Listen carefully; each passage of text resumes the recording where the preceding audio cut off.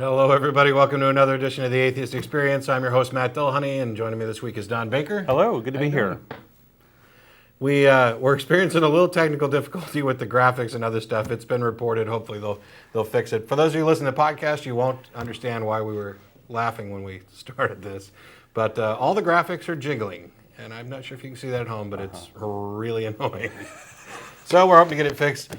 Welcome, everybody. Again, we're live. Today is December 3rd, 2006, as we close in on the end of the year. This is a live public access television program sponsored by the Atheist Community of Austin. It's a chance for the atheists in Austin to interact with the public, answer questions, debate religious issues, present our views and opinions on various relevant issues at the time. We're sponsored by the Atheist Community of Austin. The website is atheist-community.org. It's a nonprofit educational organization promoting positive atheism and the separation of church and state. The ACA has weekly meetings every Sunday at 11:30 at Romeo's on Barton Springs Road. And in addition to this program, the ACA also sponsors a biweekly internet audio program called The Nonprofits. That's PROPHETS. We had a live show yesterday, which ran a little bit long. We'll be having another nonprofit show on the 16th and on the 30th. We had a discussion yesterday and decided that we don't care if it's some kind of holiday weekend, it's a Saturday afternoon, and we'll go ahead and do a show on the 30th as well. In addition to the morning at Romeo's, we also host a number of social events throughout the month. Every week there's a atheist happy hour at Ninfa's on Anderson near I-35 and 183. That's at 7:30. You're welcome to come down, have some drinks and dinner, discuss things with some of the folks in the ACA. And after this program's over, we run till 6 o'clock. Somewhere around 6:30 or so, we'll end up at Threadgill's on Riverside. We invite any atheist or atheist-friendly people to come down and join us. You can get a meal, get a drink, have a little discussion, whatever. If you're coming down to preach, proselytize, or provoke, save your breath. We'll put the number up for you shortly. You can call in and speak your mind within reason. We still reserve the right to hang up if you speak your mind a little too much. But for those people who call in with questions that we don't get a chance to address, maybe we're running short of time, or maybe we've already answered it 2 or 3 times in the show, we'd like to direct you to the website. There's a frequently asked questions portion on the website where you can get information about a lot of commonly asked questions. That doesn't mean we won't answer them. If you call in and ask, do you atheists believe in any sort of afterlife? I'll happily answer the question, and no, I don't. So you don't have to call for that one today. But we didn't have a show last week, and that came as much of a surprise to us as it did to you guys. We simply hadn't checked the calendar. It was Thanksgiving in the United States on the Thursday preceding that Sunday, and they decided to close down the studio to have an extended weekend holiday. So we didn't get to do the show, and there were some people who wrote in saying, "Hey, where's my podcast?" And if there's no show, there's no podcast. Yeah, if there's no show, there's no podcast. Normally. Yeah, I don't mind. I appreciate the fact that there are people out there who enjoy the show, want to see it, and feel disappointed when it's not around. That's great. There's even a group who has started the DVD subscription and are rebroadcasting the Atheist Experience in their own neighborhood on public access. Right, in Iowa. Yeah. If you have a public access station and a small atheist group and you're unable to produce a show on your own and you want to, you can go to our website and get information about getting a DVD description and rebroadcast on your own local public access channel. We support that fully, and we're glad to do what we can and get the word out to as many people as possible, which was why we started the podcast. For the people who are irritated, well, you should have done a show anyway. We already produce 4 times the content of any other TV show. Normally you're going to get 21 or 22 45-minute episodes, and we're doing about 45 or so 90-minute episodes per year, plus in the nonprofit show every other week for an hour and a half or more. But never let it be said that we don't listen to the people who are writing in. I'm not going to commit to doing this, but I'm going to do my best. On December 24th, and the 31st, there will not be a live cable program here for the Christmas holiday, and for the New Year's holiday, the studio is closed. Despite the fact that the good folks in Austin won't be able to hear from us, I'm going to do my best to get some folks over to the house and, using the equipment from the nonprofit show, put together special podcast editions, at least one, I hope, if not for both days, so that we can get information out and meet the needs or meet the desires of the people who were looking for podcasts and didn't get it. So, and lastly, if you call into the program and we're having a discussion, there's often a problem with this publicly available equipment where you may not hear if we're trying to interrupt to make a point or say something. If that's the case, odds are I'll put you on hold. If you want to continue the discussion, please don't hang up. I'm not putting you on hold necessarily to shut you up. I'm just trying to put you on hold so we can interject instead of talking over each other. And I guess that's, is that all the news or all the event announcements we had? Such? Well, there's a solstice party, December 16th. Yes. For all of the ACA members, normally all of our events are open to the public. This is more like a kind of a this is an family ACA sort of only event. event. So if you're a member, you can get more information on the member site. And I did neglect to mention that we'll be beginning the lecture series again, starting January 7th, and it'll be the first Sunday of the month from there on out at the Austin History Center, which is located at the corner of 9th and Guadalupe. We don't currently have information about who's going to be speaking January 7th, but we'll get it to you as soon as we can. As with all of our events except for the solstice party, anybody in town, if you're atheist or atheist friendly, you're welcome to come down and join us, meet some of the ACU people, meet some of the people who do the hard work behind the scenes here, since Don and I just get to sit up here and talk and enjoy a lot of the work that they've done. Yeah, they worked some to keep the miracles show. today. They had more than a few technical problems to deal with today. We had and a lorry load got nearly all of them technical fixed. issues today. But So, with that being said, what are we going to talk about today? well, last time I was on, I was talking about religion and politics, and as usual, I brought way too much material for the show, right? Because we want to get to callers eventually, right? And my last sort of little topic was about this what belies or what's underneath this religion and politics, and I thought it was an interesting enough topic to make a whole show out of it. So once again, I have way too much material on an even more specific topic, but hopefully it'll be interesting for folks. And this is the topic of authoritarianism, and most people don't even know what the heck that is, and I didn't until fairly recently myself. One definition says, authoritarianism describes a form of social control characterized by strict obedience to the authority of a state or organization, often maintaining and enforcing control through the use of oppressive measures. Authoritarian regimes are strongly hierarchical. Okay, so this kind of describes some of the governments that perhaps we don't necessarily like monarchies and dictatorships and despotisms and even theocracies are largely authoritarian. Democracies tend not to be authoritarian. They tend to be kind of the opposite. Egalitarian is kind of the antonym. But you can have a political regime that's kind of midway between, right, where if most of the citizens of authoritarian states don't perceive their state as authoritarian until its development. And this makes it difficult to label modern states as democratic or authoritarian. So it's a little bit, difficult to piece this all together. Now, what I really wanted to focus on, instead of, regimes and politics and the way different government structures are, I really wanted to focus more on the personalities that make this thing happen.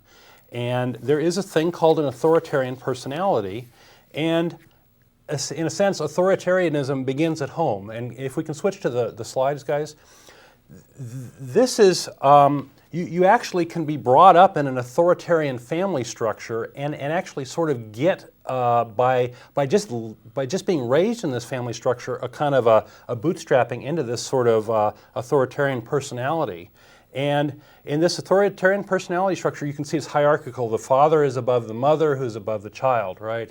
And the father more or less makes all the decisions. He's the supreme commander over the mother, who is responsible for the children. The father makes decisions, the mother is subservient.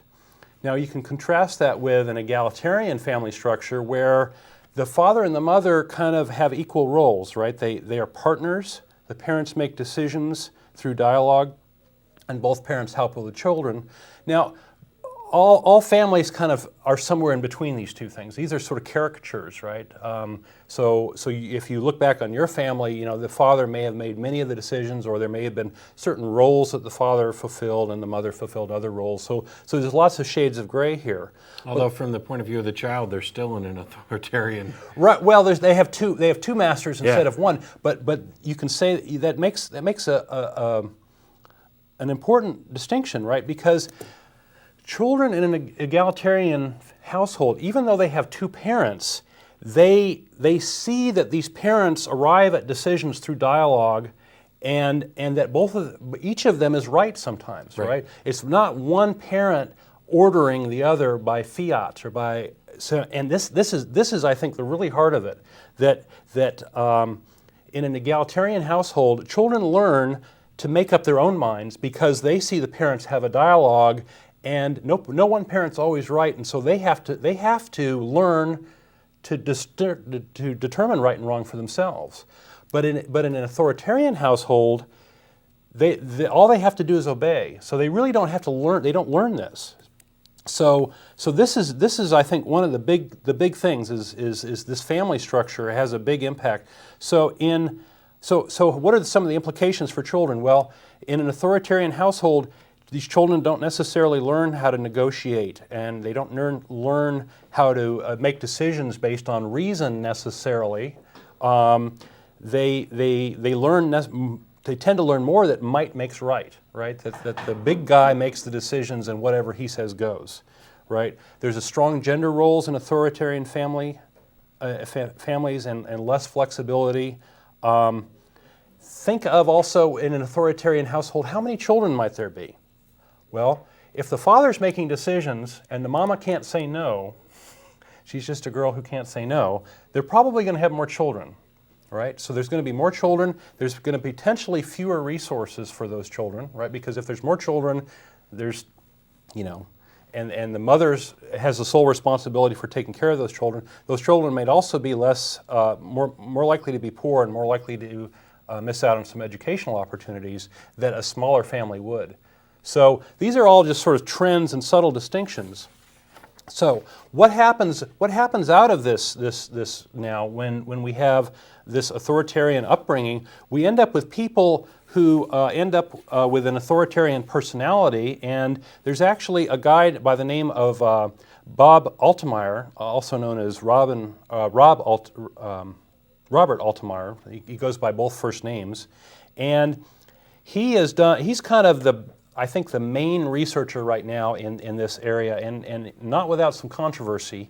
He has developed a scale or kind of a personality test. Actually, it's more of an attitude test, right? We're not talking about how someone really is, it's just their attitudes at the particular time.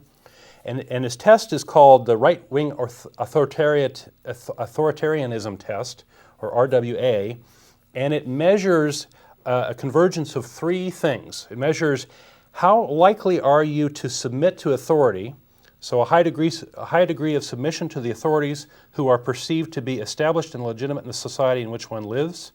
Here's a quote: "It's good to have a strong authoritarian leader," or "It's good to have a strong leader." The next thing is aggression to outsiders, outgroups, in general aggressiveness directed at various persons that are perceived to be sanctioned by the established authorities. So you play attack dog. That's the second thing. And then the third trait is conventionalism, or a high degree of adherence to social conventions that are perceived to be endorsed by society and its established authorities. These three things tend to travel together, and people tend to score very highly on these three things, or they tend to score very low on these four things on this scale. And so there's a lot of interesting. This work builds on an earlier work done in the 50s based on a book called The Authoritarian Personality.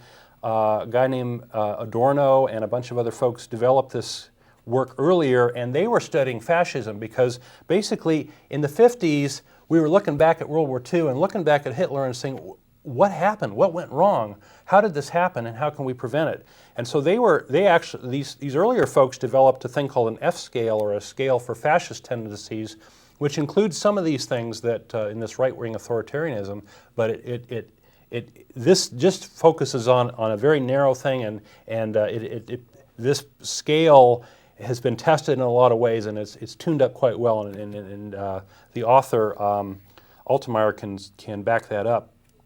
Okay, so and I want to emphasize too that this is attitudes and not necessarily behavior, although this does have a lot of implications for how people.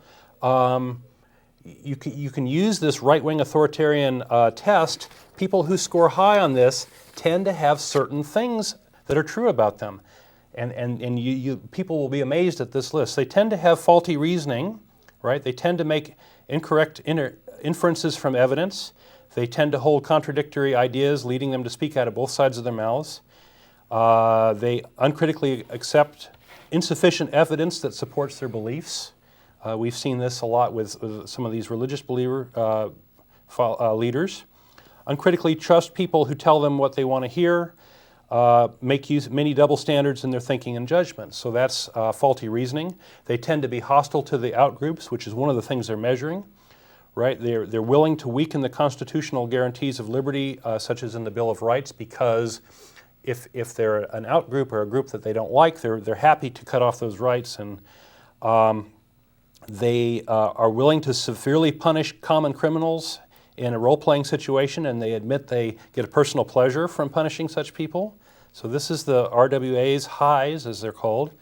They tend to be prejudiced against racial, ethnic, nationalistic, and linguistic minorities.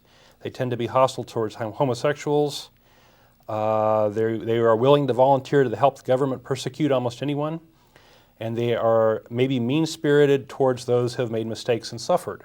So that's hostility. There's a couple others here. Profound character attributes. They tend to be dogmatic, zealots, hypocrites, bullies when they have power. They seek dominance over others by being competitive and destructive in situations requiring cooperation. So that's no good. And they are also, finally, blind. They tend to be blind to one's own failings and the failings of authority figures for whom they respect. Now this is key for later. So they believe they have no personal failings.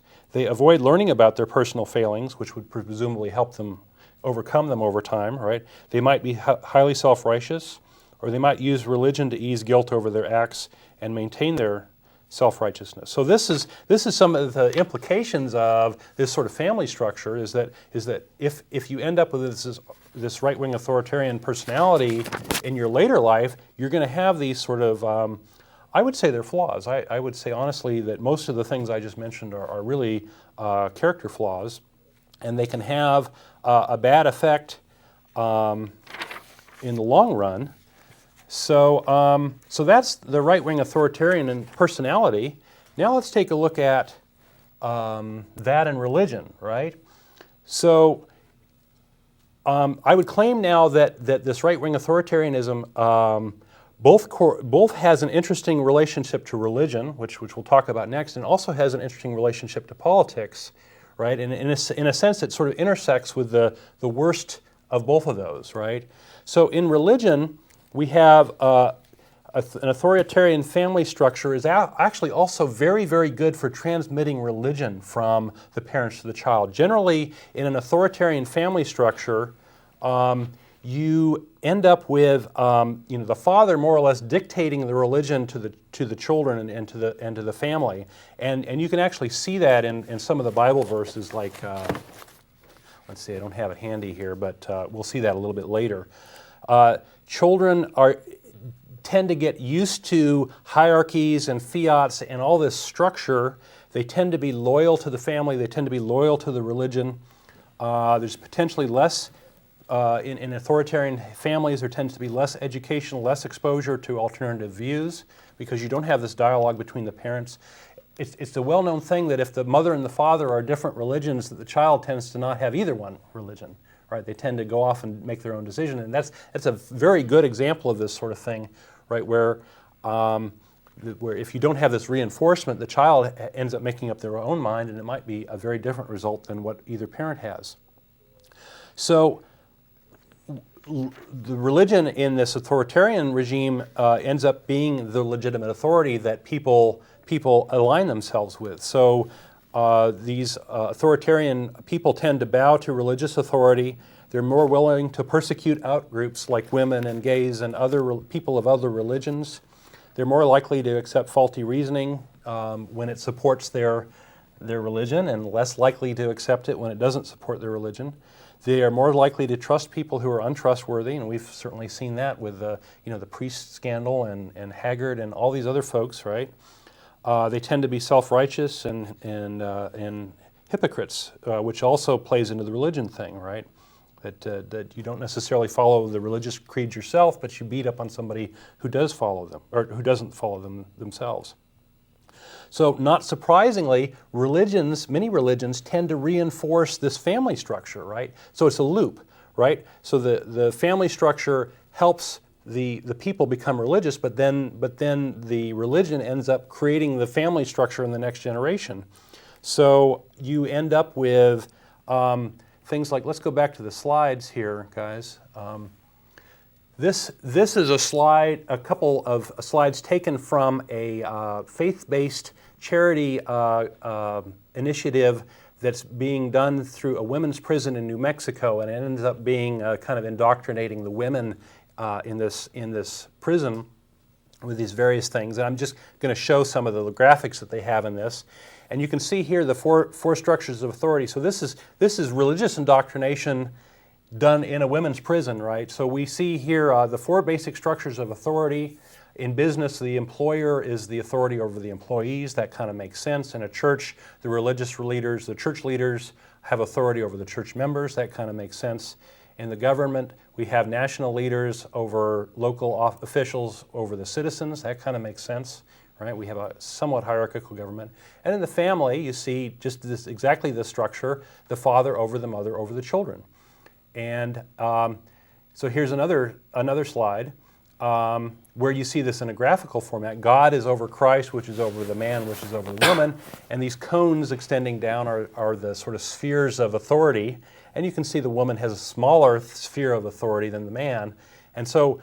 I thought Christ was God. Yeah. Obviously some heretic came up with this particular image. Well, you see God is a triangle here, so it must be a trinity, and Christ is just the bottom part of that. Yeah, they're labeling the bottom line of that triangle. So the relevant biblical quote is here is 1 Corinthians 11:3, which I actually have it handy.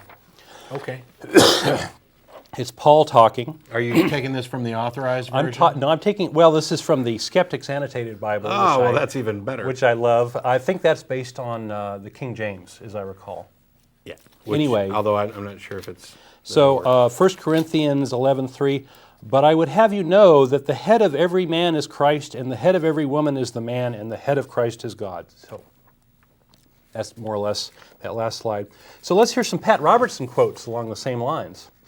Yeah, the thing is that, and this is a sidebar to this, the next verse goes on to use that particular claim about head authority, coverings.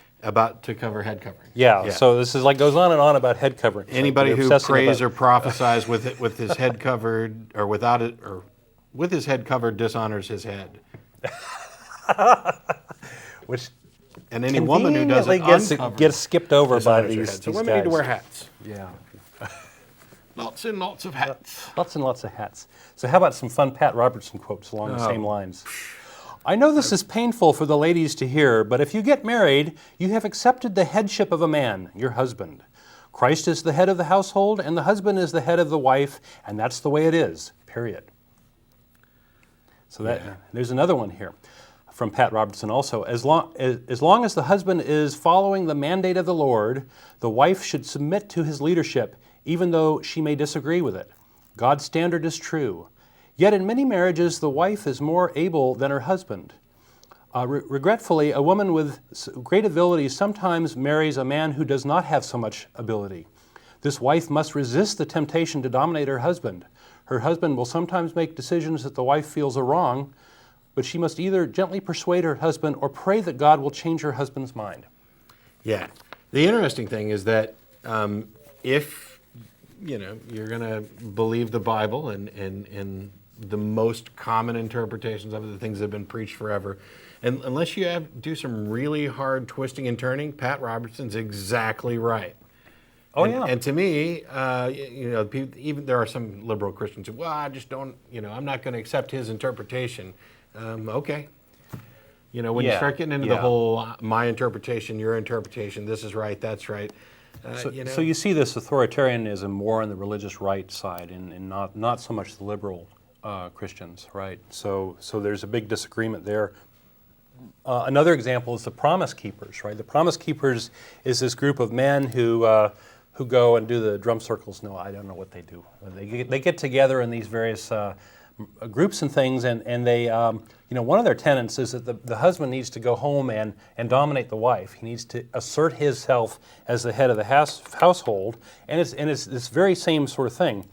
So my point here is that authoritarianism and this religious right or this religion stuff ends up being reinforcing each other, right? So not only that, but it's the type of I don't want to necessarily say that any authoritarian model is wrong. There may be certainly cases where it's correct, as I pointed out earlier, where from the child's point of view, they're still an authoritarian system, even when it's egalitarian. When they can see this compromise, they're still subject to the decisions of somebody else, and that's a good thing up to a certain age. But the one thing that this does, in addition to promoting the continuing propagation of religion and generating perhaps more bullies, is it generates victims. By training kids to accept authority figures, you're putting them in a position where when somebody comes along and tells them something and they seem to be in a position of authority, or they are in fact in a position of authority, they're more likely to just believe it.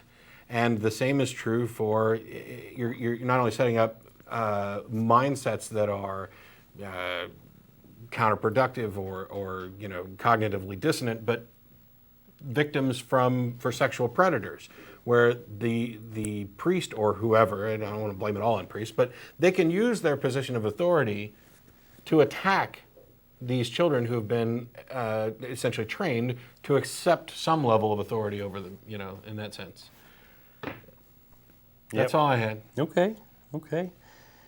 Yeah, we had someone else in the audience comment that maybe in an egalitarian household, the children learn to play the parents against each other, and they might get smarter that way. learn how to work the system that way. Whereas if the parents are got this hierarchy, maybe they can't work that quite so easily. So let me shift over now briefly and talk about authoritarianism in politics, and this is kind of what got me on this topic. There is this correlation, there is this funny correlation between this RWA, this right-wing authoritarianism personality. It doesn't tend to correlate with people who are democratic, meaning that the Democratic Party ends up having kind of a whole spectrum of these types of people, whether they score high on this or score low on this. The Republican Party, the voters tend to be across the spectrum as well, but as you enter politics and as you get higher up in the politics, the more likely you are to score high on this RWA in the Republican Party. And part of this is because of the way these parties work. These type people tend to crawl to the top. They tend to get promoted within this. So it's interesting that there is this correlation with this RWA personality and Republican leadership. And of course, this makes this whole RWA scale very controversial because people think that, oh, well, this is just beating up on Republicans. This is party politics. And this Altemeyer has addressed this issue in his books. I should mention one of his books, his latest book is called The Authoritarians, which goes into this in great detail. I haven't read it, but I've heard good things about it. So that's something to look for, Bob Altemeyer. Okay, there's a couple other books that are very relevant to this lately. There is John Dean's book, Conservatives Without Conscience. John Dean is a kind of interesting guy. He was one of the bad guys in the Watergate scandal, but he ended up he was kind of a minor player in the Watergate scandal, but ended up being the star witness eventually. He ended up being the one who ratted out everybody else, and sort of became something of a hero in the Watergate scandal because he helped resolve it. And he has commented, he's written a book called Conservatives Without a Conscience, which focuses on the present administration and the personalities of the various people in there and how so many of them are amoral. And we'll get to why that is in a little bit. There's also David Quo's book called Tempting Faith. David Quo was one of the faith-based initiative guys. I forget what the title of the group in under Bush was. Anyway, he was rather disappointed with how the faithful were treated by the administration. So both of these books are kind of pointing at the same thing, that the current administration seems to be using people, right? And maybe people who have genuine hopes for the Bush administration doing what they want and this whole political support thing. So I have some quotes here. So I'm reading from an article that John Dean wrote about David Quo's book, where he's quoting Altemeyer. So it's very confusing, but all the quotes I'm going to be giving are Altemeyer's quotes.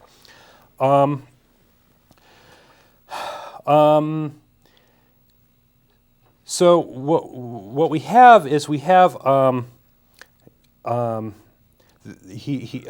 says there are two types of authoritarians whom researchers can identify by answers to certain personality tests. There are people who become leaders in authoritarian movements, and there are their followers. So those are the two types. The leaders have a stronger drive for personal power, and they are also pretty amoral. Compared with most folks, they admit that when answering surveys anonymously, that manipulating others, exploiting the gullible, intimidating, cheating, and being a hypocrite are all justified if they get you what you want. They say that that one of the best skills that a person can develop is the ability to look someone straight in the eye and lie convincingly. So this is the authoritarian leaders have this, develop these skills. They say the world is full of suckers who deserve to be taken because they are so stupid. So apparently once you pull out of being a follower, you say, well, these guys are suckers. I see that they're suckers. I'm going to take advantage of them. And so this is the type of people that tend to rise in these authoritarian regimes. And not surprisingly, you can go back to Hitler, who said, what good fortune for those in power that people do not think. So that's a Hitler quote that kind of hits it on the head. I have a few more quotes, and then we'll stop and take some calls. We get the numbers up. We're a live call-in show. This is December 3rd, right? And if it's not December 3rd, don't pick call. up the phone. Don't because call. we're not here probably. Okay, so conservative politicians are more likely to have this kind of personality than liberals are. Why? Because they usually have conservative economic and political beliefs, but more importantly, they head for the right because that's where the greatest majority of authoritarian followers are concentrated, looking for a leader. So when you have all these sheep sitting around, you're naturally going to attract people who are going to take advantage of those. So why do these authoritarians follow amoral and hypocritical and deceitful liars? So we've learned that we've got some leaders like Haggard, and we've got some leaders, political leaders like Tom DeLay, who are not trustworthy. Why do people follow them? And Altemeyer says because one of their great vulnerabilities, which manipulative dominators exploit, is that authoritarian followers basically have copied the idea of the authoritarians in their lives. They haven't thought through about the things to any great degree and then decided what they believe in, so they just follow. To maintain their beliefs in a world of challenging discoveries and conflicting beliefs, they associate as much as possible with others who agree with them. They travel in small circles, getting booster shots of faith from one another. They rely on social support rather than evidence or logic to keep believing, in many cases, what they've simply memorized. But this makes them quite vulnerable to manipulators who tell them what they want to hear. Experiments show that they're so glad to help find another person who will tell them that they are right that they don't consider the newcomer might have ulterior motives. All you have to do is get in their in-group, tell them that they are right even though you don't believe a word of it, and then since an in-group is made up of followers clinging to each other and looking for a leader, it's pretty easy for an unscrupulous person to take over, provided he can outmaneuver the other dominators trying to do the same thing. So So the irony is that if the religious right has its way, the White House and Congress will be filled with amoral people. And he answers, yes, I am, although, of course, there would be exceptions. And I'd say the proof is already right in front of us. When did we ever have a president who insisted on having the right to torture people, or a Congress who voted for it? How often have we had an administration deciding it could suspend habeas corpus and other constitutional guarantees, and the Congress going along? And you see the amorality at the individual level. Look at the members of the House of Representatives who have been convicted of crimes lately. Or look at the list of 20 most corrupt members of the House compiled by the Citizens for Responsibility and Ethics. Every one of these lawmakers got high marks for their voting record from the James Dobson, Tony Perkins Family Research Council. That's not a coincidence. So the people who are endorsing these amoral leaders are the religious right here. The gullible rank and file don't realize this, but they send far more than their share of bribe-taking, influence peddling, money laundering, lying scoundrels to executive mansions and legislatures, election after election. So anyway, so we see the religion and we see this authoritarianism showing up in our politics now, and with disastrous consequences, right? And so that's kind of what got me on this. So the whole religion and politics thing. I'm going to finish my little riff today with a little news piece, and when I read this news piece, you'll be amazed at how much insight that this previous little presentation will give you. This is from the Texas Eagle Forum, and this is about this Keith Ellison, who is a recently elected Democrat who happens to be a Muslim. Okay. So Keith Ellison, the first Muslim elected to the United States Congress, this is from Minnesota, has announced that he will not take his oath of office from the Bible, but on the Bible of Islam, the Quran. He should not be allowed to do so, not because of any American hostility to the Quran, but because the act undermines American civilization. So we see this outgroup thing. Who's saying this? This is the Texas Eagle Forum, which is one of the right-wing religious and political groups here in Texas, who, more or less is the voice, one of the voices of the religious right here in Texas. First, it is an act of hubris that perfectly exemplifies multiculturalist activism. So this is their dirty word. My culture trumps American culture is what they're saying.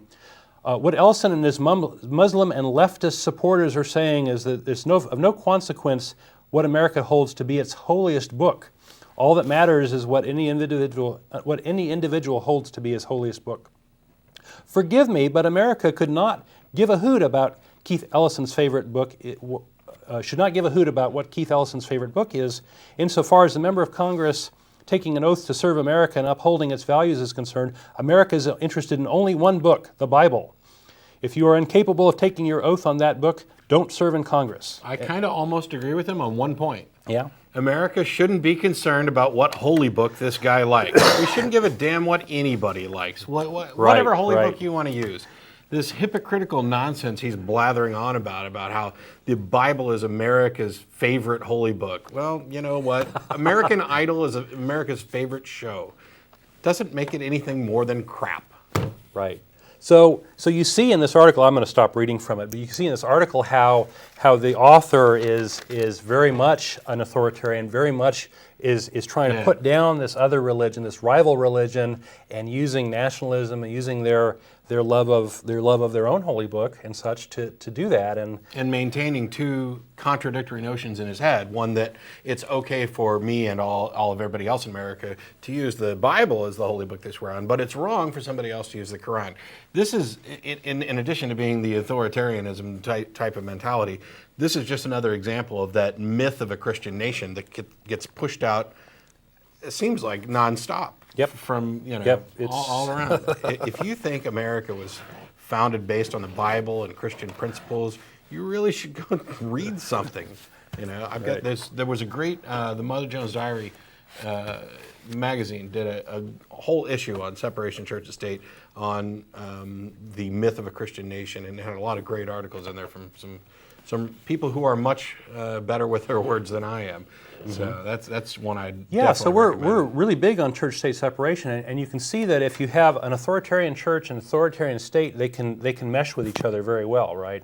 That anybody who's not God and country, right? They end up being interlocked, and they end up reinforcing each other very much at the expense of lots of other people who have differing beliefs, or might be the wrong race, or might be the wrong sex, or might be the wrong sexual orientation, or the wrong religion, whatever, right? All these minorities end up suffering in these sorts of situations. We talked about this before with regard to taking an oath when going into court. First of all, the entire notion of swearing to tell the truth is absurd. It doesn't make any difference what holy book you have them swear on, The point is that you're taking an oath under penalty of perjury. Right, that's what matters. If you get up there and lie, and we can demonstrate it, then you're going to go to jail. That's the only binding force on your oath. You're bowing to higher consequences if you lie. It's the only binding force on your oath. Although it might scare some people into saying, well, God will get me too if I lie. Oh, that's the book my mom used to read me. I definitely better tell the truth now. Let's take callers. How you doing? This is Steve, right? Yeah. Hey, Steve. Just on that, one thing, if you're going to scare somebody, I want them to use the book that scares them. So if they believe that the swearing in front of the Bible, with your hand on the Bible, and lying is going to throw you in hell, use the Bible. If the Quran works on you, use the Quran, because if that's what's making you tell the truth, use the one that works on you. Yeah. What do you do for people who aren't scared of any books? And that's fine, too. Just get up there and promise you're going to tell the truth. Yeah. But I was thinking about the Christian nation concept regarding authoritarianism, and just the idea of, if you drew the lines on a chart for democracy, or even our form of government, which is a republic with democratic aspects to it, the lines would go back and forth and up and down of authority. There's state authority that can't be overruled by federal authority. It's not a pure hierarchy.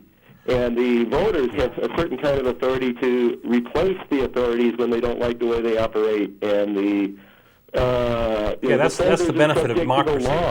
Mm-hmm. So you're kind of saying that the system that we actually have is in itself proof that we're not a Christian nation. Well, it certainly is proof that we're not a hierarchical authoritarian nation. Right. If that would be required to be a Christian nation, then I think it's evidence that we're not. Well, I don't know. I think it would be a requirement for a Christian nation. You take a look at the Dominionists and other people who've tried to gain strong influence over American politics, the moral majority, the Christian right in general. The type of government that they're advocating, and there are Christians. I'll go ahead and I seem to have to put a qualifier on every damn thing I say, because you Christians have 50,000 different beliefs. There are some Christians who don't think this is a Christian nation, who don't think that a Christian nation is possible, and who aren't working to make this a Christian nation. They're happy. For the rest of you idiots who are trying to make this a Christian nation, the authoritarianism model that Don was talking about is exactly what they're talking about. God is in control, with the church leaders second, and then the government. That, to me, is the requirement when you start talking about Dominionists and other people who really want a Christian nation. Yeah. And, the whole idea of freedom, no matter what form of government you want to talk about, but this idea of we're bringing freedom to the Middle East or whatever, the people hate freedom, and that's why they hate us. Oh, that's just a bunch of baloney. Yeah. But freedom is, to me, as used there, is an anti-authoritarian concept. It is saying I am free from unnecessary authority. Right. You can't make somebody else free at gunpoint, right? Right. By pointing a gun at them. Right. That doesn't make any sense.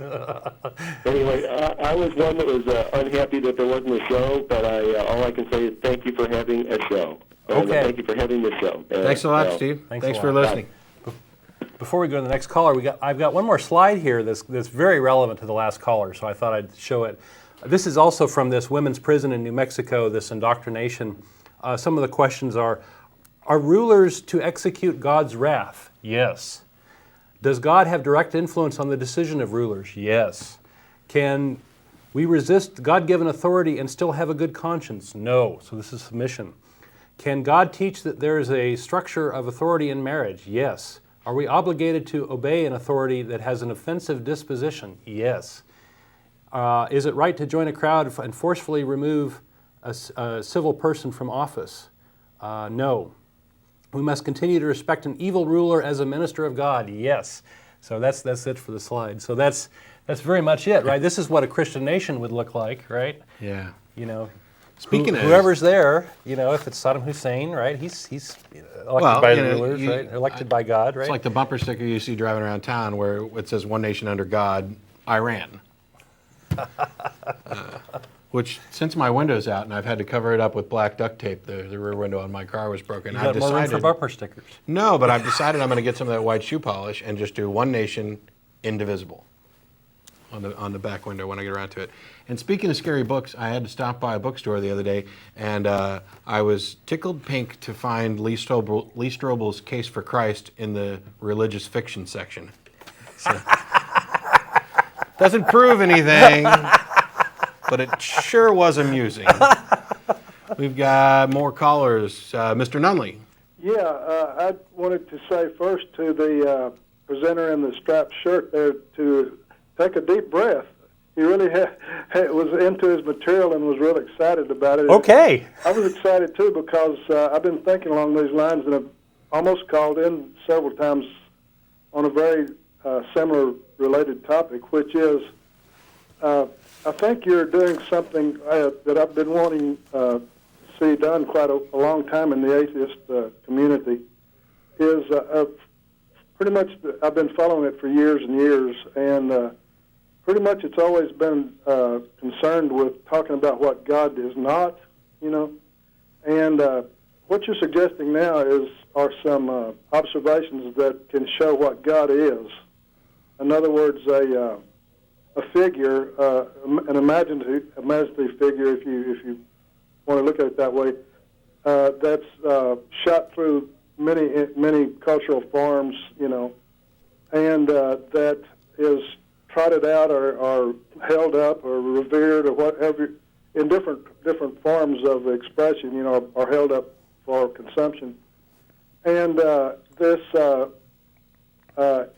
when you step back and look at it in an anthropological way, I guess you might say, cultural anthropology, you would conclude that there is a God in a cultural sense, and that it is seen in the uses by which this figure is made, you know. Yeah, as some kind of metaphorical concept that a meme that pervades, sure. And but you're using it in the showing how it's being used in authoritarianism. And then when you mentioned a while ago about the political parties that are trying to, political operatives that are trying to capture the concept and force people a certain way.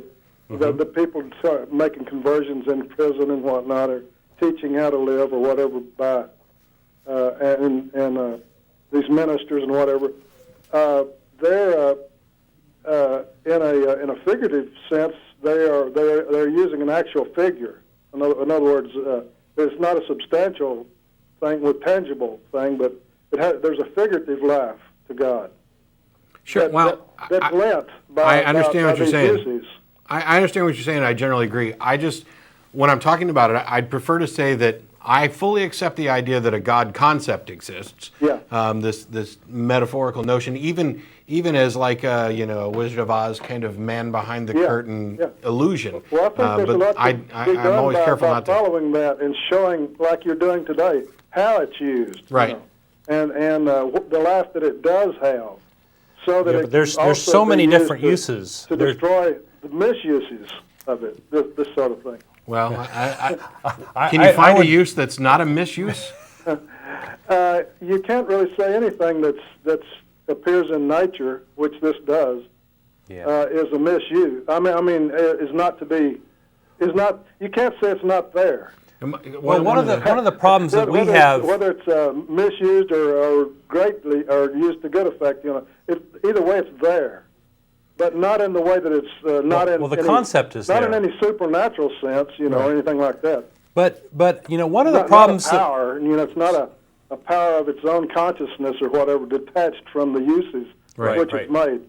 I was going to say one of the problems that we have here sitting in these seats is we get callers all the time with very different notions of God, and I actually did a show about this a while back, where one person will have one conception of God is all loving and whatever. Another person will call in and the homosexuals are going to go to hell or whatever, right? And on and on and on. And when you start looking just even within Christianity, there's just huge gaps between how people conceptualize God. Well, you get right down to it. No one person's beliefs could possibly be identical to any other person. Right.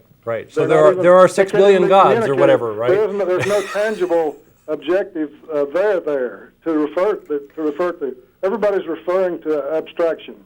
Right. So if you fight against one particular abstraction, most of the people will say, "Well, that's not the God I worship anyway. This guy's full of BS. Yeah. I'm not going to listen to him." I think that's the beauty of it, is you don't fight against it. You just say, "Oh, that's your God. Well, then that's King, or reckon he can cause anything to happen on your benefit, Yeah, I'd love it if some of the people who called in, actually called in and explained what it is that they actually believe. That almost never happens. You get these generalized, completely useless concepts of, well, I think we have a soul. Okay, can you define it? Can you tell me what you're talking about, or an afterlife, or God, or whatever? If you explain it, then maybe we can have a discussion about whether or not it's actually real. Well, I think that many of the callers haven't thought through it very well. Well, that was what I was getting at, is I don't think they themselves know what they believe in. And like Daniel Dennett has pointed out several times, they believe in belief. They believe that believing is a good thing. Even the ones that have thought about it in great depth, they've really neglected a whole great areas of thought and consideration and just concentrated on, like you say, reinforcing belief, Yep. Oh, anyway, I just wanted to congratulate you on beginning to touch around the edges of what God is, Okay. Because it's there, and it needs to be unmasked more than just to say that there's no supernatural power, or that, which is, in other words, it's time to go beyond that. Okay. For what it is. Okay. Thanks a lot. Well, thanks for your feedback. Yeah, it's when we're talking about things, yes, there is a concept of God, but there's also a concept of unicorns. And if that concept of unicorns was being misused in order to abuse people, I'd be pointing out, saying, that's wrong too. But I wouldn't have to go to the steps of necessarily identifying what type of unicorn you believed in, or whether it be a leprechaun. I want to give due respect to the leprechauns, because there's been a news story in this week. There's an atheist student at an art institute who's been suspended or expelled because he got into a discussion about religious beliefs with some frou-frou nut who sat next to him in class. And he just couldn't believe the stuff that was coming out of her mouth. So he asked her if she believed in leprechauns, and she said, "Of course, they exist on another plane." And I don't know what his exact response was. Maybe he snickered, maybe he just ridiculed. But she complained and took him before the school board to say that he was basically persecuting her for her religious beliefs. And they suspended him, so he's suing. He's got a hold of the ACLU. Children, yeah. The evil ACLU. And he's going to sue simmer them. down, children, yeah. And I hope he bankrupts that stupid institution, or at least gets him to the point where they have to fire the asshats who suspended him in the first place.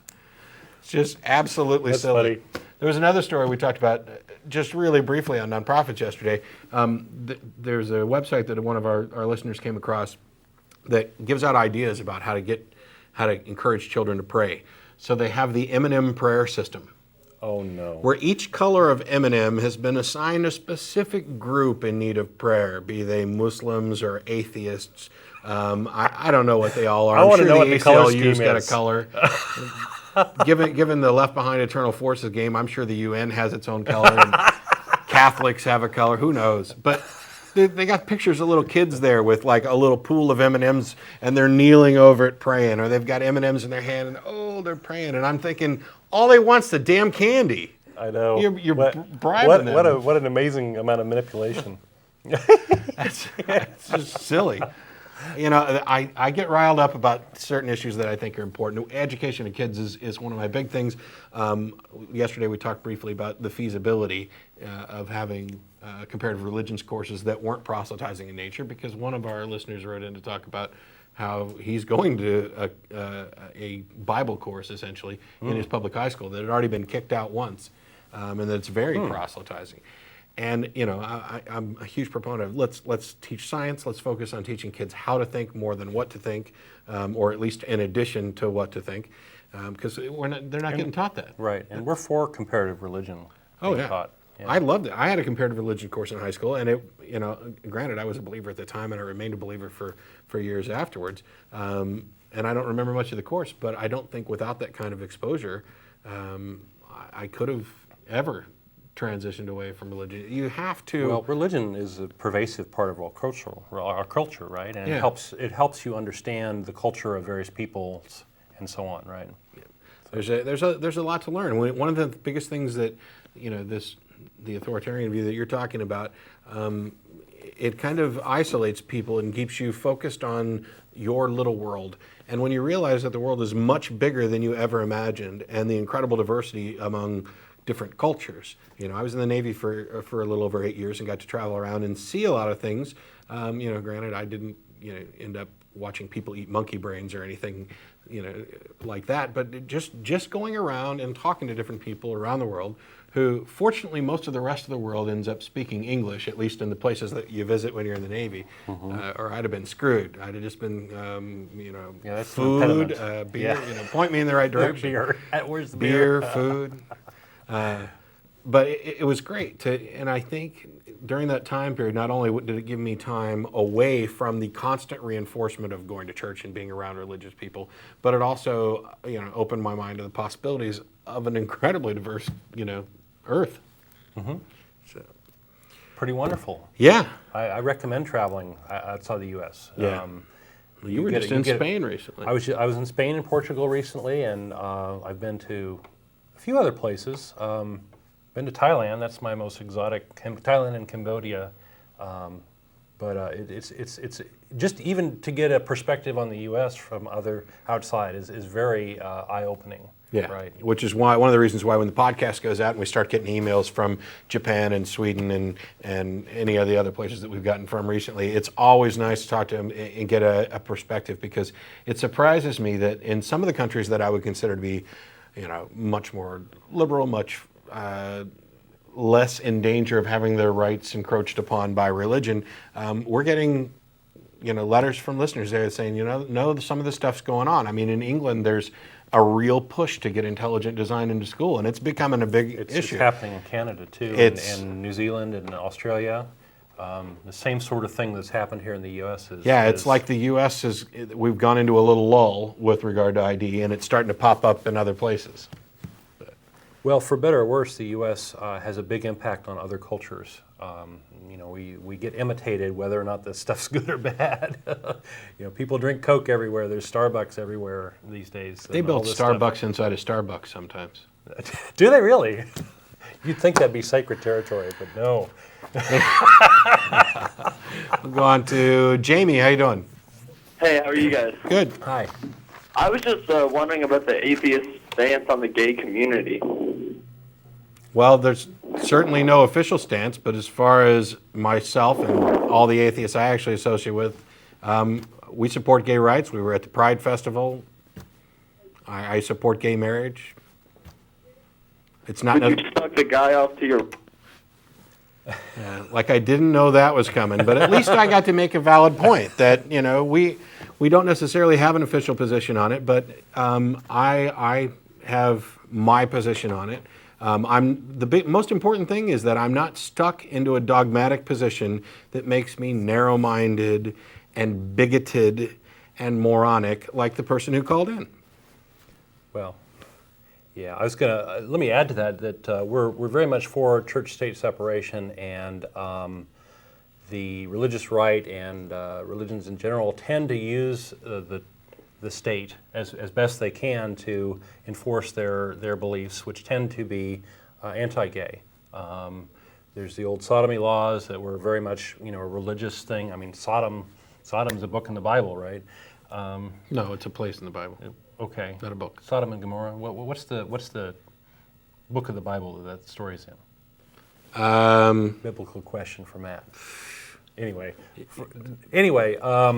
so in a sense, the gay community and the atheist community ends up having sort of a common enemy, if you will, or a common adversary, or a common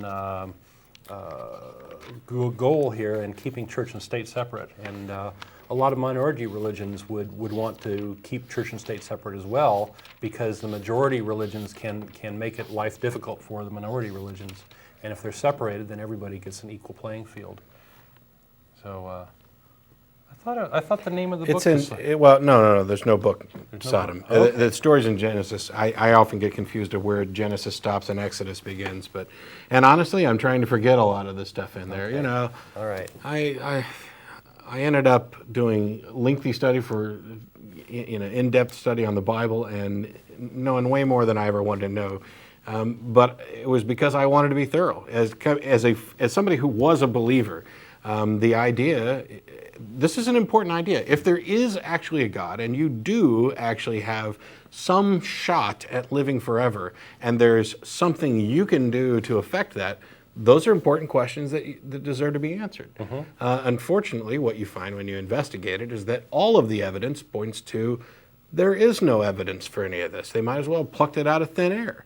I can appreciate people who believe it. It may be comforting to think that, when Auntie Josephine is dead now, she's up with Jesus and all of our other relatives. But wishing don't make it true.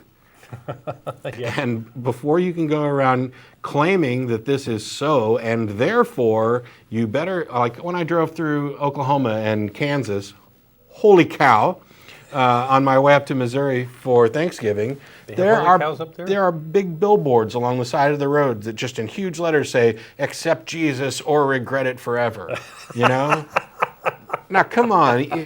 We constantly hear from people, well, we don't use... No Burma shave ads? No, this is all religion, huh? We keep getting notices from people that these stick and carrot mentality, which they use the threat of hell. We don't really do that anymore. And if you look at certain preachers, hell is just an absence from God and everything. Bull crap. These people are still using it. The billboards were up there. I had to see a dozen of them between Oklahoma and Kansas. With the same message. Did you take pictures? No, I didn't take pictures. I could remember what they said. All right. No, I meant to. I didn't have a camera with me to take any pictures. There were plenty of good things. I remember the last time I drove through Oklahoma, there were billboards up there that was like when I'm going to forget the guy's name. He had the Apprentice show was popular or whatever, and it was "You're fired" was Trump's.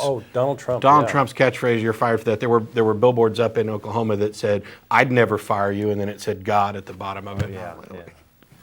Oh, that was brilliant. Way too much money on their hands. Do you think that all by yourself? They got way too much money. Did God inspire that message? Okay. We got John. How you doing? Yeah. Wow. Jesus, God, and hell. Let's see. Hell on earth, right? So we make hell on earth for ourselves. Do we? Yes, we do. If we make a wrong decision, make a wrong turn. So hell doesn't exist as a place where you go and burn? Only if you happen to be playing with matches. Okay. Drunk. But anyway, let's get to God. Okay, now and this is a formula for... Whose notion of God are we getting to? That's very good. My notion of God. Okay. And not your God, because you don't have a God. Right. But I do have a God. Okay, I didn't know that. You might not have had a God, and you might have wanted to talk about somebody else. But we're going to talk about your notion of God. Okay, placebo. Sure. Okay, the placebo effect. Mm-hmm. So if I make mistakes and I don't have the answers, okay, the placebo effect allows somebody to cure themselves not knowing that the cure is a fake. No. No? And that the placebo effect isn't something that allows you to cure yourself. The placebo is the fact is demonstrates that people are the ineffectiveness of an actual medication. If I'm going to try and find out whether there's a grain of truth to what he's saying, right? That if there is a cure and you were given a placebo, potentially you cured yourself, right? Well, okay. So if sure. I believe Now, whether in or not- God, okay, so if I believe in God and you don't believe in God, then I have that placebo effect in my favor and you don't. Well, there's a confirmation bias, right? So if something Yes. good happens to you, it was God. If something bad happens to you, well, the devil got in there. Or it was Interestingly- God's will or whatever, right? Whatever.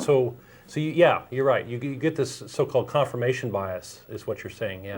Yes. Interestingly enough, on the drive in here today, the Good. traffic was really bad on I-35. Right. And despite this, and I was worried that I might be late, despite this, my lane cleared up completely, and I hit every traffic light green so that I didn't have to stop once all the way to the studio, and got here 15 minutes before I thought I was going to. Sign from God. Now, if I was a believer wanting to buy into that confirmation bias, I'd immediately say, wow, somebody up there is looking out for me. Yeah. When we can go and demonstrate that, no, those lights were going to change when they were going to change.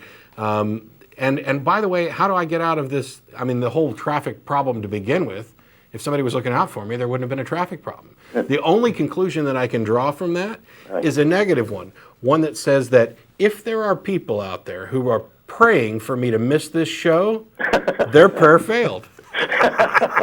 That's the only conclusion I can draw. Hey, this is a very important discussion that you're having, too. So that's the way I see God. I see God as an ability to not exactly get myself out of situations, but, well, I'm not even going to go there. I'm going to go with the commandments. Okay, they say God made those commandments, right? Thou shalt not steal, thou shalt not kill. That's how the story goes, right? Yeah, and those are the laws of higher consciousness. So Are they? Pardon me? Coveting? They're the laws of higher. I'm not quite sure what you mean. Consciousness. Okay, I understood the word. I don't know what you mean. As a society, we can either be a kinder and gentler society, or we can be, let's just say, pre-1000 AD. We can be a very brutal, more brutal society than we have now. But so you think the Ten Commandments are generally a good guideline? Basically, yeah, for better living. Because the first one is, thou shalt not have any gods before me. So if your God isn't that God, you're a heretic according to that commandment. Well, then you get into The second one is about graven images, which is so absurd that the Catholics chucked it out Right. and ignored it and split the 10th one into 9 and 10. Right. You know, and then you've got other things that aren't very descriptive. Honor thy father and mother. What if you're being beaten by them? Right, exactly. I mean- agree with that. There's certainly a better set of rules that we can live by, and I think we do. There's a set of sort of 10 statements that was created by a guy named Solon, who is largely responsible for our notion of democracy. He was a Greek. Right. And go Along look with those up, Democritus. because those are really good ones, right? If I wanted to live by 10 commandments, those are the ones I'd want to live with. It talks about leadership and friendship and Right. and all this, and doesn't talk about this crazy got to worship and graven images and all that craziness, right? So setting aside the Ten Commandments, and I don't want to necessarily cut you off, what exactly is your concept of God? Because right now my perception is that you have a non-standard concept of God that roughly equates to a placebo effect and therefore isn't anything more than that. When you wrap it up all in the unknown, when you wrap it up in what is your definition of God, or do I define God as a gray person up in the sky? No. Do I figure God is within my consciousness, since I am the ruler of my universe, and I have somebody with me or something with me that is higher than I? Well, if you're the ruler of your universe, so you're talking about a God that transcends your universe, what can he actually do? What you said, he. Sorry. She, whatever, yeah. I was trying. What can your God actually do? My God, actually, long pause. Actually, what can my God do? In interacting with this universe of which you're the master, can Right. your God do anything? Well, I think collectively, let's say, if we collectively believe in God, everybody, then maybe we all will rise to a level which is God consciousness. You start getting into the dualism of I don't buy it. Sorry.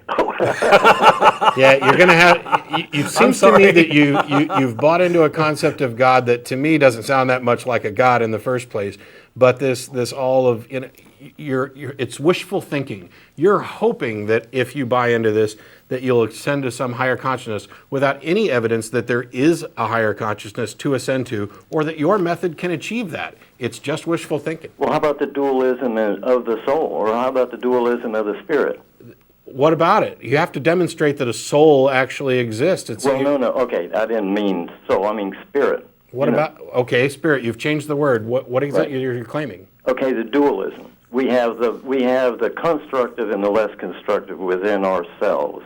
We can either do things less constructively and less harmoniously, or we can take actions that are more constructive for our future or more constructive for society itself.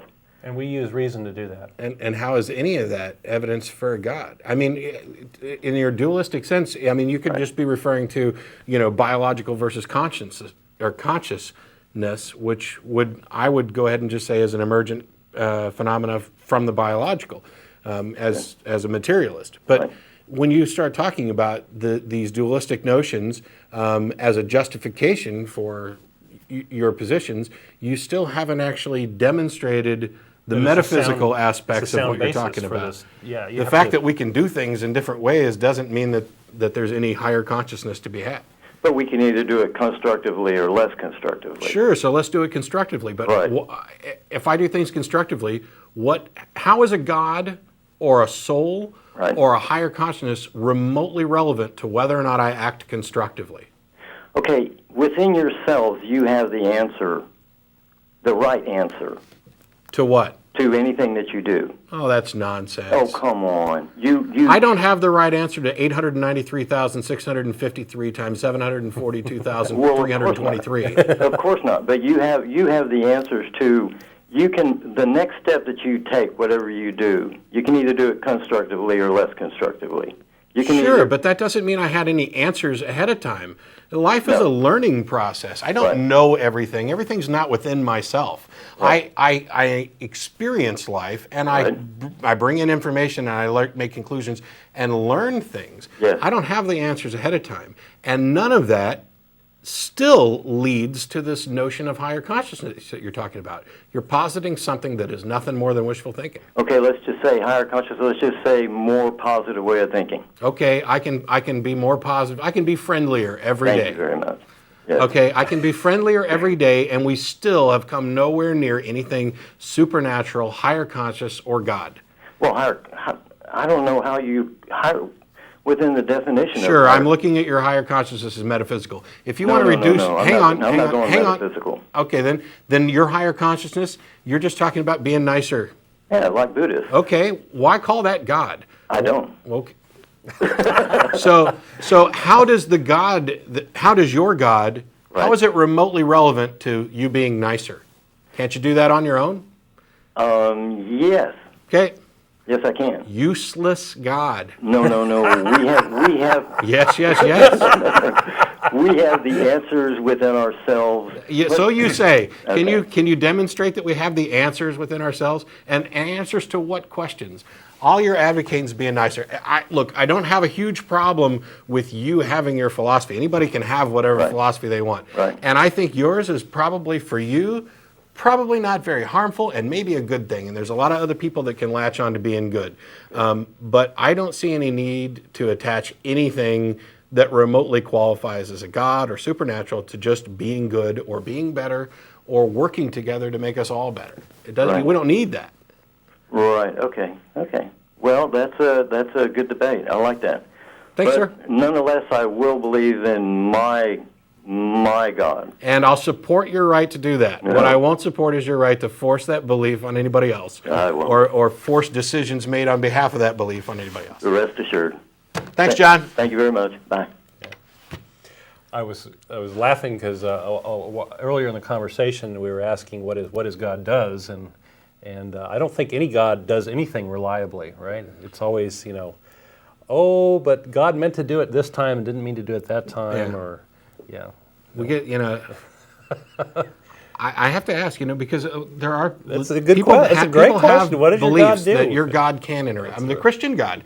These people believe that prayer is effective, that they can pray and things actually happen, and yet every time this has been tested, where the data hasn't been manipulated. It's turned out that it's bunk. It's a sharpshooter fallacy where you're circling the hits and ignoring the misses, Right. or any number of others. Right, a lot of cooked data and stuff.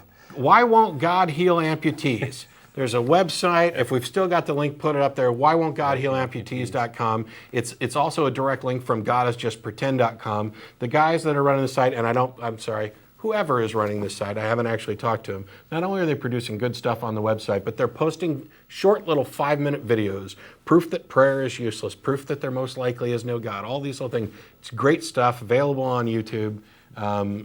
They're doing brilliant work, and on the off chance that they listen to the podcast, thank you. Well, I think people are, wanting that perpetual orgasm in heaven, right? They're holding out for that, right? As long as they get to heaven, that doesn't matter what happens, right? Anyway, let's take another call. Let's go on to Nancy. Oh, hey, turn your telephone or television down. Do what I do, turn the television down? Yeah, because we're getting feedback. Okay, just a minute. Yeah. Put on your mute. We're putting you on hold for a second. You're on hold. I didn't hang up. There. You there? Okay. All right. Listen, the only thing I know is I've been around the country, just America, once or twice. The thing that intrigued me the most is the fact that they said Paul, one of the apostles, wrote this part in the Bible that said man should not lay with man, woman should not lay with woman. And then I was informed, perhaps he was homophobic. Now, I get to another fact.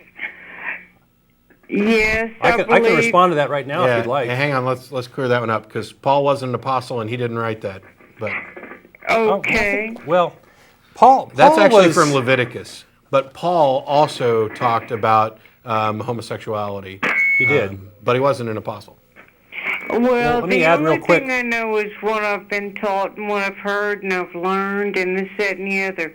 The only thing I know is that I've been through enough of it, life experiences, as to where I believe we have a creator. Now, you do not believe in God. Correct. That's right. Okay. I believe there is something, because even if we are here today, there are things that come and talk to us. You call it consciousness, you call it feelings, you call it intelligence, you call it anything you want. Okay. What do you call it? I call it the essence of, to me, it's the essence of being true to yourself. I believe that you treat other people as you would be treated. That's a very common sort of moral construct that has existed for a By lot the way, longer than Christianity. Let me correct this. Let me correct this before I get a million letters. When I said that Paul wasn't an apostle, I meant Paul wasn't a disciple. So let me correct that before I get a bunch of letters. Yeah, he was an apostle. I'm not quite sure what you're actually getting at, because you talk about, we might call it conscious or conscience or feelings or whatever. You're ascribing some kind of supernatural connotation to that. Yes, sir. And Why? The only thing Why? I know is Why do you think that? Before. Sorry. I've had them before. Right. Well, I've had lots of thoughts. Why on earth? No, why? sir. What? I'm not talking about thoughts. I'm Okay. talking about things that happen, and I know this is not correct. Okay. I don't mean to be particularly rude, but you're not putting things in any kind of terms that make sense to us. When you say I'm talking about things, you need to come up with what kind of things. And from what I've heard so far, you're basically saying that those little intuitions perhaps that you get, you assign some divine source to them. Okay, great. Prove it. neither do feel the need nor justification to assign any kind of supernatural notion to those. You know, there's other callers lined up. If you want to maybe flesh out what your actual argument is, and either email it to us at tv@atheist-community.org or call back in later, that'd be fine too, but I didn't want you to keep going down there. And I'm getting harassed because we're getting short on time, and I have yet to mention Threadgills once throughout the show, apart from the announcements. Yeah. So for everybody who's there out there in Austin tonight, any atheist or atheist-friendly people who'd like to join us, we're going to be off the air here in about 10 minutes, and we'll be going to Threadgills on Riverside, arriving around 6:30. Any atheist or atheist-friendly people, welcome to join us. Come down, get yourself something to drink, maybe some food, and you'll get to meet, you know, I'll be there tonight. Are you going tonight? Yes. Yeah. So both of us will be there tonight, along with some of the people who do the work behind the scenes. And we actually have a studio audience today. Yeah. So we'll have a big crowd of folks there. So. Guests in the studio. You can come down and tell me how bad your eyes hurt from watching those graphics flicker. Wiggle around. Yeah. That's so annoying. Makes it hard to read even. Okay. We got Ray. How you doing? How are you doing? I just want to mention 3 different things. For the lady that just called. 3? Why do you think you get to do 3? I'll do them real quick. All right. Okay, for the lady that just called, okay, there is gay in nature. You can ask any scientist. If she can disprove this, then she's got a case, but she has no case. We have got video evidence. It's impossible to disprove now. Gay penguins even. It's not something that you can decide you were born either gay, you were born either straight. Now, there are bisexuals. I do want to clarify that there are situations where I think somebody can choose to engage in homosexual activity without actually being gay. I don't think that's necessarily the root cause. Well, no, I mean, perhaps there are men in prison, for example, who may not have been gay or had any reason to want to do it. Homosexuality is a messy subject. Yeah. But yeah, in general, I think the issue is pretty much settled, where if there's not a completely genetic cause, then there's an obvious genetic contributor. Well, there's some of this is determined by the environment in the womb, actually, and the hormones in the mother. There's strong evidence. But what I'm saying is, it's really not a choice. You're either born or you're not born gay. Okay. Right. The second thing is the guy that called from before. You're not born knowing good and bad. Good and bad is taught. An example is like, say, a secluded island somewhere with headhunters. They don't know good or bad. They don't know that headhunting is bad or killing people is bad because they haven't been taught that. So, case in point. Yeah. Well, third is hell. The whole concept of hell, I was watching this on the History Channel. They can look it up. I believe it's called the Devil's Domain. The whole concept of hell was brought up by priests in the 1600s because they weren't getting people to fill the pews, so they've invented the story of hell. I'm not saying Satan, because Satan is mentioned in the Bible, but hell is not. No. Okay. If they said that hell is a concept that arose in the 1600s, something like that. They're wrong, because the apocalypse of Peter... Maybe it was a different date, I don't know. The apocalypse of Peter... The apocalypse of Peter in around 200 AD maybe talks about it in great detail and is the source for Dante's Inferno.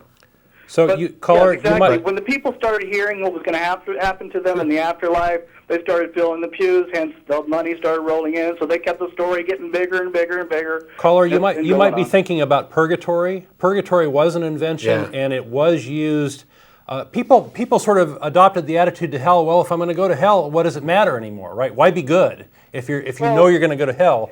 I don't understand the whole thing, the whole organized religion thing. If you don't believe their way, everybody thinks they're right. If you don't believe their way, then you're going to be damned to hell. Right. It's like, but this purgatory was a mechanism where you could stay there for a while and improve your state and eventually go to heaven, right? So it was a path from being kind of bad or whatever. So if you gave a lot to the church, or if you did wonderful art for the church, or these sorts of things, that helped shorten your time in purgatory. And that was a construct that was probably around that time, maybe earlier, by the Catholic Church. I just got to say one thing. Sure. The burden of proof is on the Christians. Yeah, or anybody. Prove it first, because I can say anything. I can say I was inspired to write this other Bible, and if you don't believe me, you're going to hell. Yeah. Sure. That's what the Mormons did. That's what old Joseph Smith, was it? Or Adam Smith? Yeah. Oh, the salamander let her go. Yeah, the burden of proof is always going to be on the claimant, and the more extraordinary your claim. The big question I have is, how outlandish does the crap they make up need to be before people just go, oh, now I know you're just making that up? Limbo? That's crazy. Yeah. I totally agree with you guys. All right, thanks. Thanks a lot for calling. All right, bye. The transubstantiation of Oh, yeah, I ate the Wine wafer, in and the it blood. actually physically turned into Jesus' body. I guess that makes us cannibals. Pull the other one. It's crazy talk. We got like 5 minutes left, and we got Joe Zamecki on the phone. How you doing? Hey, doing great. Don and Matt, good to see y'all on TV again. Hello. Having fun? Hi. Well, great show as usual. I'm glad y'all are talking about these touchy subjects, and we're getting some great perspectives from different believers, and that's great. And what I find that's very interesting is that there are so many different perspectives within the one religion of Christianity. And this is why it's always kind of funny when people say religion helps people get together instead of dividing them, when there are thousands of different denominations in America alone where you can pick and choose. And I think a lot of people really want to tailor-make their gods and their religions. By having so many choices, they can do that and go to a different church based upon what they want their religion to be and how they want their God to act. Very good point, Joe. And there's another little analogy I like to talk about, the aluminum siding analogy. And that is, when most Christians go to church and they devote themselves and give their trust over to the preacher or minister in regards to their eternal soul and what's going to happen to them for eternity. But if somebody wants to put aluminum siding on their house, they want to see references. They'll call the Better Business Bureau. They want to see past client work. A variety of things. They'll check. You know why? Because their house is really, really important to them. That's where their family lives. So their eternal soul, well, they can simply go and pay their dues once a week by sitting for an hour or two and just giving $1 or $2, and that's it. And they're taking care of they don't have to worry about that anymore. So their soul must not be very important by analogy, huh? Since they're not investing so much energy into checking it out, the situation. Is that your point? Well, yeah, and the priorities are a bit off because it's not so important that they would make it that number one thing, but I guess they're so convinced because they're being told that not only are they have the right idea, but that because they're attending and doing what they're supposed to, they're covered. Well, yeah, I've said before that I this notion of believing or belief in belief, and that most Christians, and I would imagine that there are many Christians who would tell you flat out, most Christians are hypocrites. If in fact you do believe that, for example, I have a soul and it's going to hell, this is the most important thing that could ever possible right, and for an infinite reward or an infinite penalty, you should pay, infinite attention or infinite, into the. You'd have to pay a lot more money into this thing than just a tithe, right? Yep. For such a big reward. Well, exactly, and it's, if it's true, you should be doing what Jesus said, which is sell all your belongings, give it all to the poor, and walk around like Cain. But nobody believes that preach. stuff. But nobody actually believes it. You don't find anybody doing it. They've got health insurance. They're not just praying to get better. Well, exactly, and today's powerhouse megachurches really imply that if Jesus were to come back, he would be Pimp Daddy with a big Cadillac. I don't know, he'd have bling on, Hey, the prosperity gospel. I'd like to tune in some more and let y'all go and have a great day. All right. Thank you for calling, Thanks a lot, Joe. All right, see you later. Bye-bye. So you might want to do your... Yeah, there's one last caller on the air right now. Jack, we're not going to get to your call because I got like a minute and some change left and one thing to do before the end of the show. Thanks a lot for calling in. You can email it to tv@atheistcommunity.org and I'll answer it there. You can call back in next week. If you email me, I can get you some information about prejudice against atheism, if that was what you were wanting to talk about. We do this show, as I mentioned before, there's like, I don't know, we do 44, 45 episodes a year, give or take, for an hour and a half. And there are a lot of people who work behind the scenes. And now that we're podcasting, more people need to know it. There's a credits list that should be popping up any second here that runs, and only the people in Austin get to see it. And I wanted to take this minute to thank Stephen Elliott, Joe Rhodes, Chuck Potus. I almost messed it up even after asking. Shilling Kadera, Mark Lowy, and John Icoletti, all for participating and helping on the show on a regular basis. These are the guys behind the scenes that do the work so that I can sit here and talk and have fun. As a reminder, we'll be heading down to Threadgill's for dinner here shortly. Any We have atheist or other atheist-friendly volunteers people. too that flow through. So this isn't even a complete list. Yeah, I would have named more, but the others weren't here to give their approval to have me broadcast their name to the world. Hello to everybody in the podcast land. Be prepared for maybe something special towards the end of the month and the end of the year. Thanks for watching. We'll see you next week.